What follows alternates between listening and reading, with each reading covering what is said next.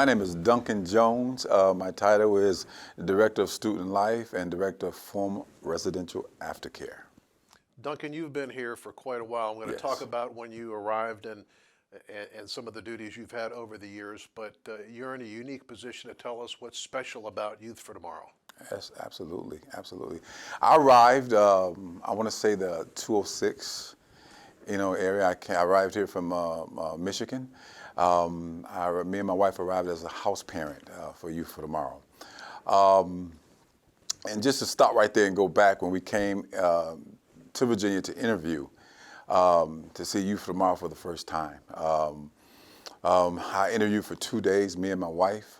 It was a Monday. The interview started at about 9, it ended at about 3.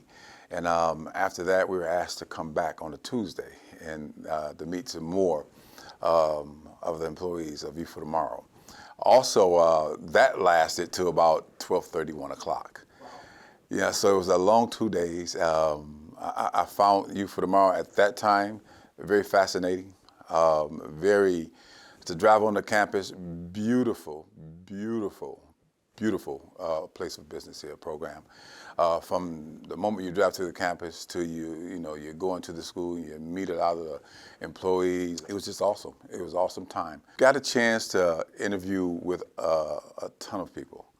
I've never interviewed like that in my life before, but it was very comfortable because all I had to be is just, forthcoming and honest as I am, and got to learn about the program. I interviewed with Dr. Tinsley, interviewed with Mr. Ballard, Dr. Jones. I interviewed with Dr. Jones for about 45 minutes, close to an hour, which was an outstanding interview. And I can probably truly say that's probably what sold me, to come here. Great interview with the gentleman at that time, Dr. Jones. Awesome guy.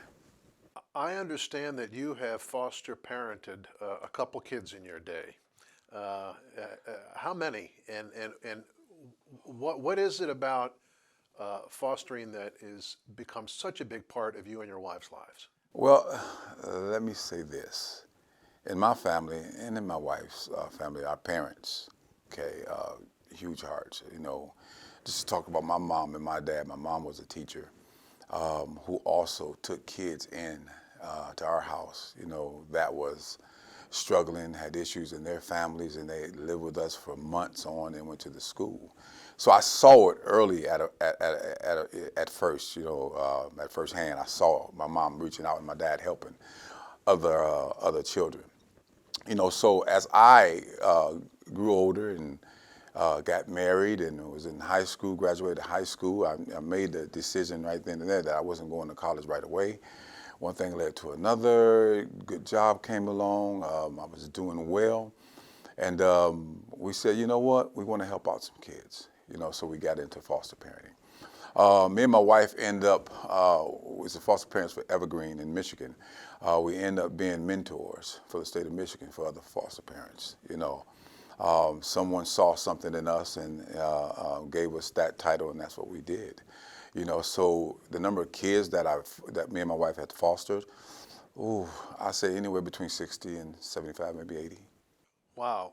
So you were uniquely qualified when you came here to take on the role first as house parent.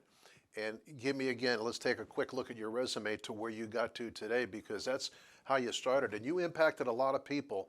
We'll throw a couple names at you in a little bit here, but take us to the present if you could.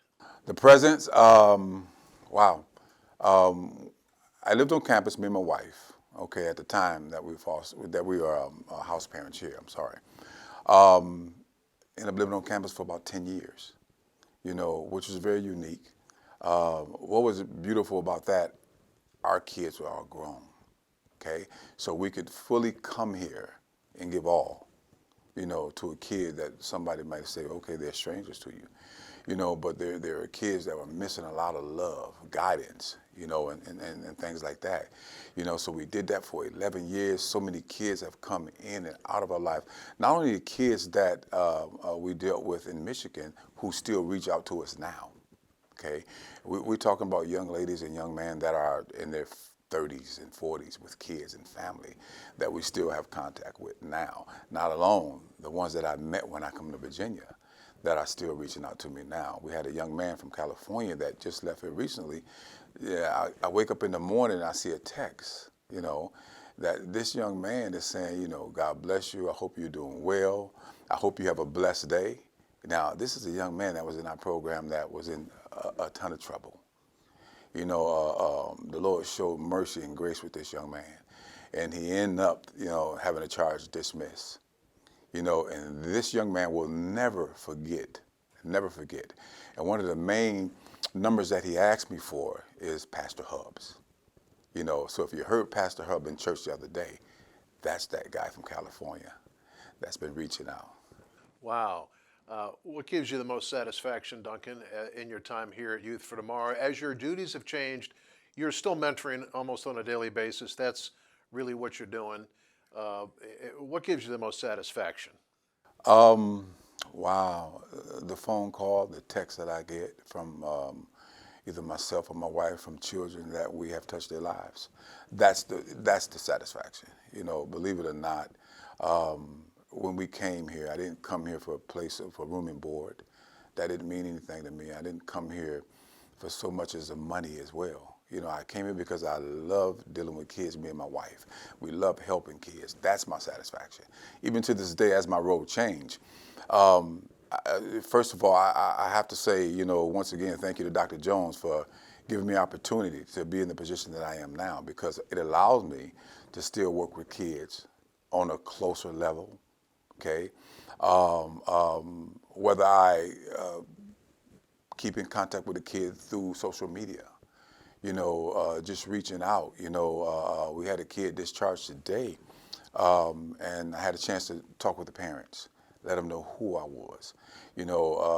Some agents say, okay, we'll keep up with the kid for 2 months, 3 months. I let the parent know. I said, for the next year or two, I'll be reaching out, to you to check on your son, how he's doing, to see if he needs help. That's where the gratitude comes from, okay? And that's where the biggest success is. Several of the alums have mentioned you as being integral to their success as adults now. And many of them have said, I didn't know what this meant to me until I'd left. How does that comment strike you? Is that something you see? A lot of kids might not appreciate it until they're gone. That's a great question. When you are standing in the gap, for a child, as a father figure, even as a mother figure, okay? You teach, the same as you do with your kids. Your own blood kids, you teach, you try to give instructions on what to do, why you shouldn't do it, and you just do it, okay? It doesn't take effect at that moment, okay? But because of the relationship I built with the kid, he's hearing me, okay?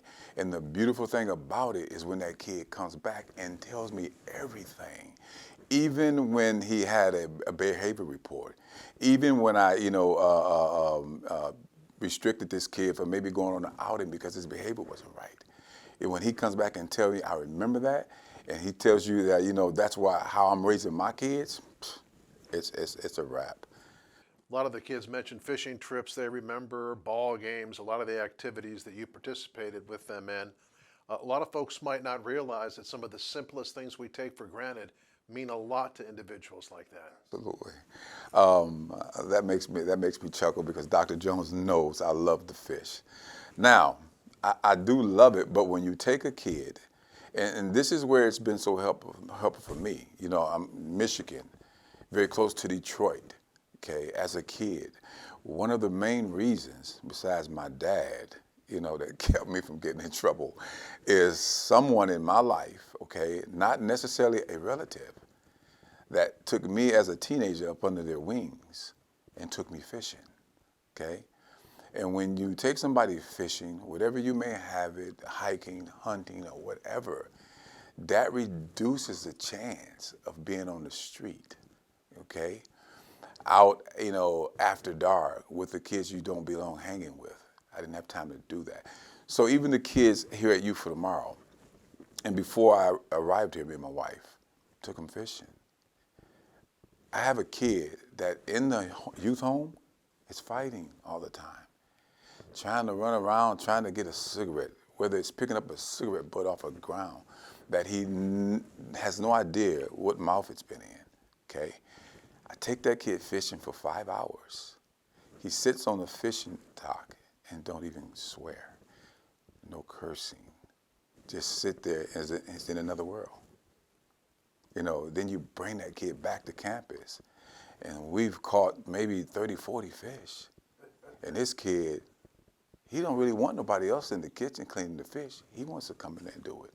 That same kid talks about that right to In conclusion, what would you like people to know about this place that maybe they don't know? Whether it's the godly principles that are taught here, the staff has been highly touted. I can't tell you how many kids have said the staff is what's special about Youth for Tomorrow.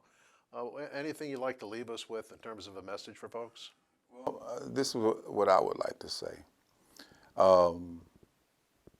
Make no mistake about it, it's Youth for Tomorrow, okay?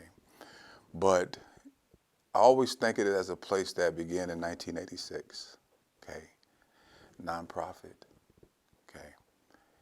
That probably started with a trailer.